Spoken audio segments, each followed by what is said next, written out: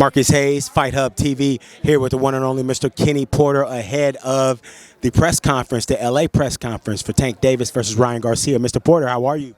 Great, excellent, and wonderful, man. It's good to be here. The weather's great.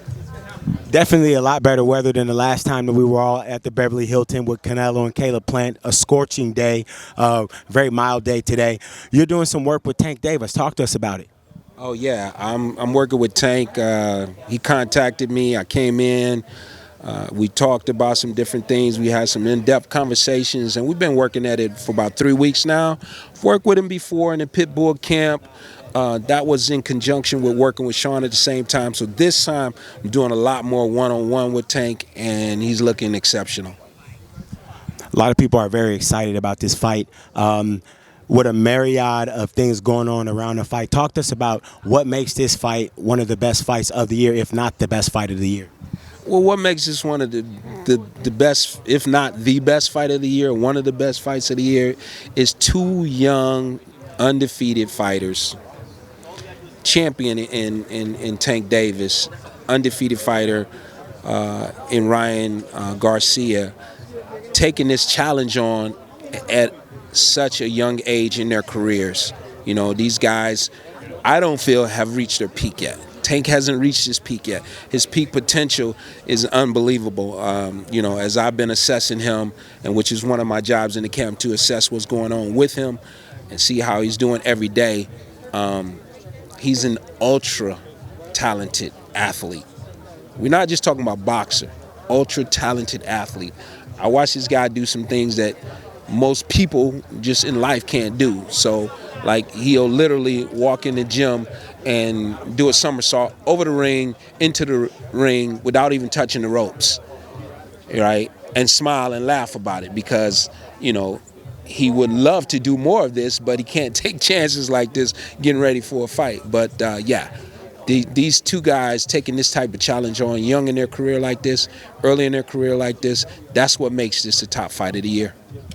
Definitely. And one thing that I spoke to you about off camera, you said it's your job to make sure that you kind of monitor the things that are going on with Tank and around him.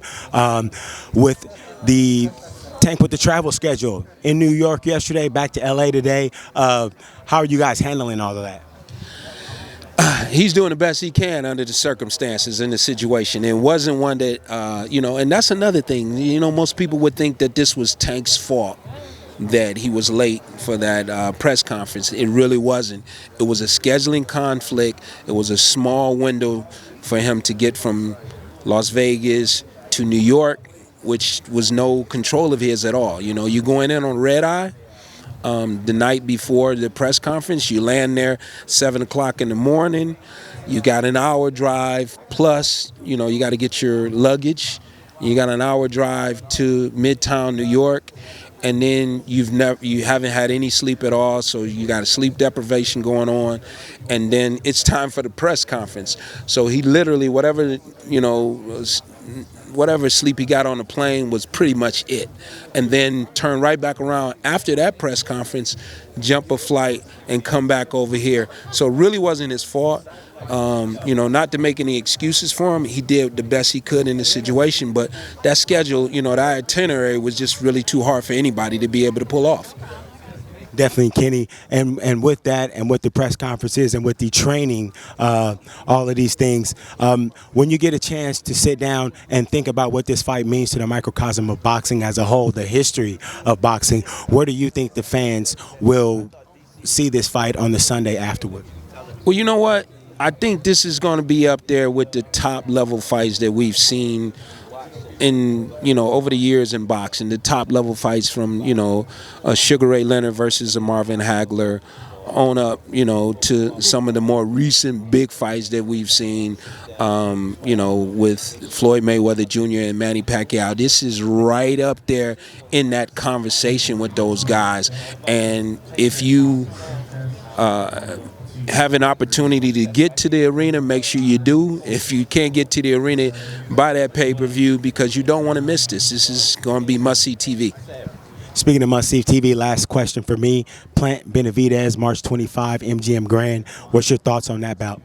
I'm going to be short and sweet on this. I haven't studied these guys, but I know both guys. I've known both guys for 15 years or so. I just think that Benavidez is the bigger, stronger fighter, and speed being Caleb's forte, he's up against a guy, Benavidez, who's just as fast, if not faster. So I would say Benavidez in the decision here.